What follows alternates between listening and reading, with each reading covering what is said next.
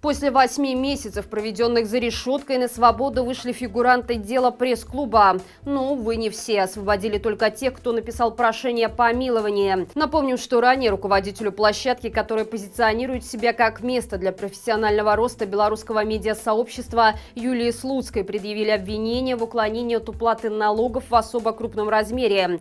Других задержанных — финансового директора Сергея Альшевского, программного директора Аллу Шарко, оператора Петра Слуцкого и Дениса Соколовского, а также бывшую журналистку БТ Ксению Луцкину обвинили в соучастии и пособничестве этому преступлению. А в июле организация «Пресс-клуб Беларусь» попала под каток ликвидации вместе с десятками других негосударственных учреждений. Как отмечает адвокат Сергей Зикратский, на данный момент неизвестно, заведено ли уголовное дело против пресс-клубовцев. При этом нелегитимные власти ничего не помешало долгие месяцы держать невиновных людей за решеткой, а после изобразить милосердие, заставив их унизиться и подписать покаянные бумажки. Тем не менее, последняя фигурантка дела пресс-клуба, бывшая журналистка государственного ТВ Ксения Луцкина, до сих пор находится в СИЗО.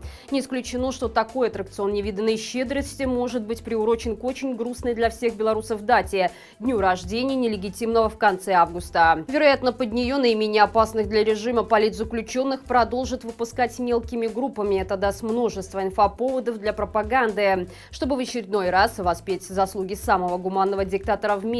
Впрочем, едва ли те, кто без вины потерял часть своей жизни в застенках, пожелают долгих лет своему благодетелю. 2 года домашней химии за комментарии. В нашей стране таким уже никого не удивишь. Многие белорусы были отправлены за решетку как раз за выражение в интернете своего мнения о работе так называемой милиции. В рядах правоохранительных органов работают исключительно люди с тонкой душевной психикой.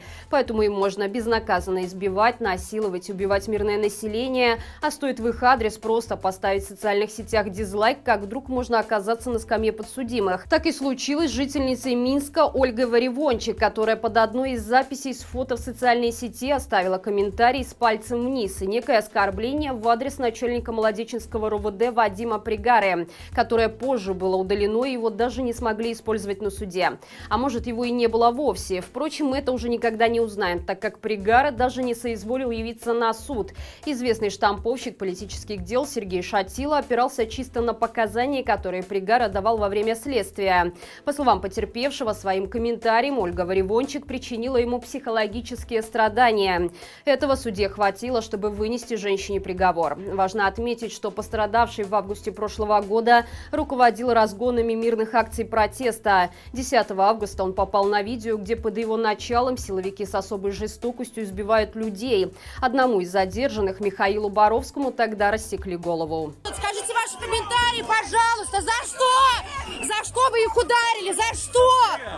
За что? Примечательно, что потерпевших от таких разгонов под началом Пригары было очень много. Все они подавали материалы в Следственный комитет, однако в отношении преступников в погонах никакого решения до сих пор принято не было. Лукашенко подарил своим красавцам настолько стабильное чувство вседозволенности, что их поступки уже давно перестали следовать каким-либо нормам здравого смысла. Складывается впечатление, что объекты для очередных хапунов они выбирают просто по произвольному тыку пальцем в список налогоплательщиков. Так, вчера силовики заявились в крупную IT-компанию Solbersoft.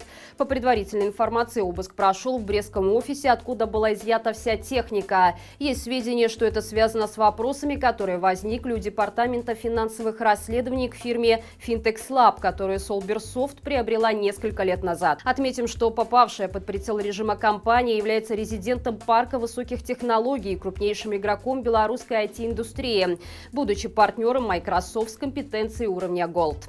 Но, судя по всему, статус IT-страны Лукашенко уже не интересует, и он целенаправленно уничтожает лучших специалистов индустрии. К слову, как стало известно сегодня, лидер белорусского IT-рынка ИПАМ на 85% переходит на удаленку. 4 минских офиса освободятся уже в ближайшее время. Такие события неминуемо приведут к серьезному экономическому коллапсу. Но вместо того, чтобы попытаться исправить ситуацию и не допустить массового исхода айтишников из страны, диктатор явно надеется на донаты от любимого друга Володи. Интересно, насколько у того хватит терпения.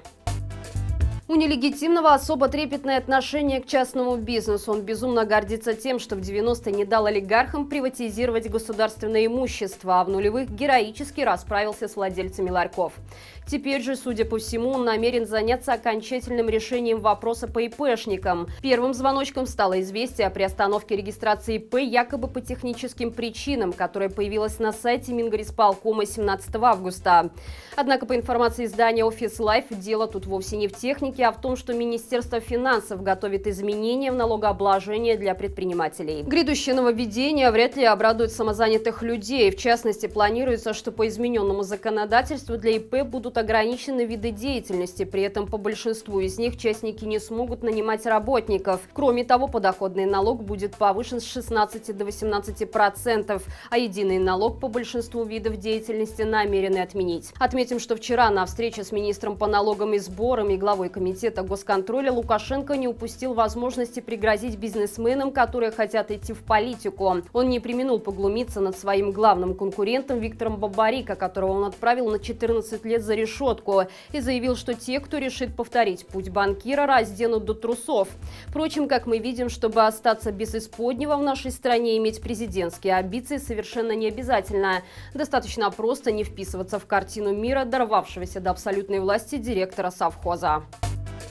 Дружба с диктатором – это гарантия крупных неприятностей. После того, как некоторые спонсоры и подельники нелегитимного попали под европейские и американские санкции, с проблемами столкнулось большое количество людей, никак не связанных с Лукашенко. Это своего рода эффект домино, который возник из-за того, что санкции предполагают наложение ограничений на тех, кто ведет бизнес с опальными персонажами. Яркий тому пример – ситуация с торговым центром «Данамол», который принадлежит близким друзьям и щедрым меценатам режима братьям Каричем. Как стало известно изданию «Наша Нива», на днях некоторым арендаторам торговых мест стали приходить недвусмысленные письма от европейских партнеров с требованием сменить рабочие места. В противном случае поставки могут прекратиться из-за вторичных санкций, которые ложатся на плечи тех, кто ведет бизнес с Каричами. Об этом уже хорошо осведомлены все игроки рынка недвижимости, которые спешат разрывать договоры аренды в еще не сданных торговых площадках сербских олигархов.